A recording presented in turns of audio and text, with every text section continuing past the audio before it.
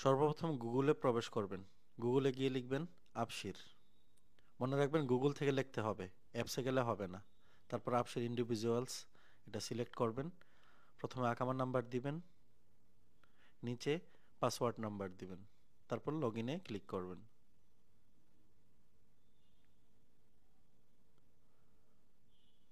তারপর আপনার মোবাইলে যেই সিমের আবশির ওই সিমে একটা ওটিপি কোড যাবে, ওই 4 সংখ্যার কোডটি এখানে দিয়ে দিবেন। তারপর এই যে এরকম একটা ইন্টারফেস আসবে, মাই সার্ভিসে প্রবেশ করবেন। নিচে যাবেন, পাসপোর্ট অপশনে ক্লিক করবেন। তারপর নিচে যাবেন, নিচে যাওয়ার পর রেসিডেন্ট সার্ভিসে সিলেক্ট করবেন। গত ভিডিওতে দেখিয়েছিলাম তাওয়াসুল, কিন্তু তাওয়াসুলে ক্লিক না করে রেসিডেন্ট সার্ভিসে ক্লিক করবেন। তারপরে এখানে আপনার তথ্যগুলো আসবে। নিচে যাবেন, এখানে দুইটা অপশন আছে, রেসিডেন্ট আইডি রিনিউয়াল, নিচে আছে আপডেট রেসিডেন্ট পাসপোর্ট ইনফরমেশন। এইখানে আপনারা এটা সিলেক্ট করবেন। তারপরে টার্মস অ্যান্ড কন্ডিশন আসবে, এগুলো যাদের সময় আছে তারা পড়বেন, যাদের সময় নেই তারা উপরে ক্রস করে দিবেন। আমরা ক্রস করে দিলাম। তারপর আপডেট পাসপোর্ট ইনফরমেশনে আমরা সিলেক্ট করলাম, একটু সময় নিচ্ছে। তারপরে এখানে আপনার তথ্যগুলো এসে যাবে।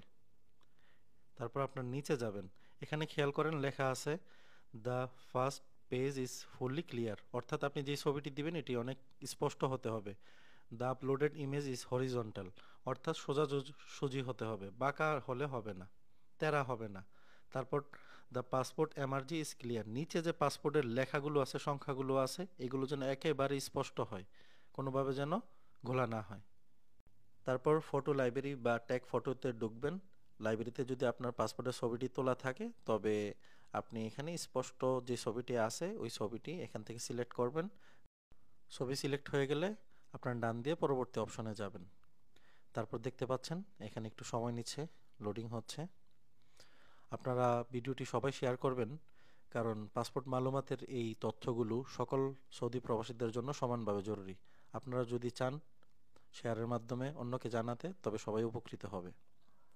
তারপরে এখানে new passport issue date, passport issuance country, new passport issuance city, এখানে আপনি পাসপোর্টের ডেট দিবেন, নতুন পাসপোর্টের বাংলাদেশ দিবেন, তারপর নিচে ঢাকা দিবেন। বেশিরভাগ মানুষ আমরা ঢাকা থেকেই আমাদের পাসপোর্টগুলো ইস্যু করা হয়। এখানে সিটি দিবেন ঢাকা, দেশ দিবেন বাংলাদেশ।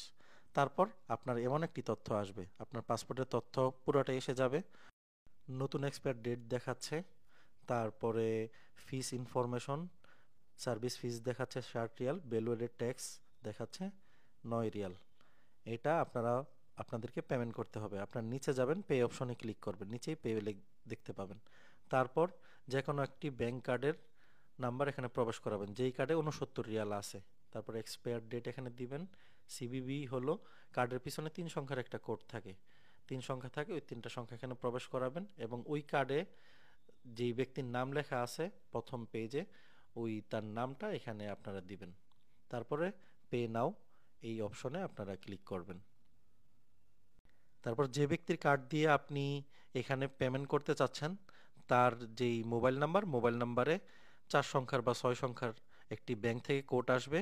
এই কোডটি এখানে যখনই দিবেন তারপর আপনাদের পাসপোর্ট সাথে সাথেই মালুমাত হয়ে যাবে। আপনারা দেখতে পাচ্ছেন নতুন পাসপোর্টের তথ্য এখানে শো করছে।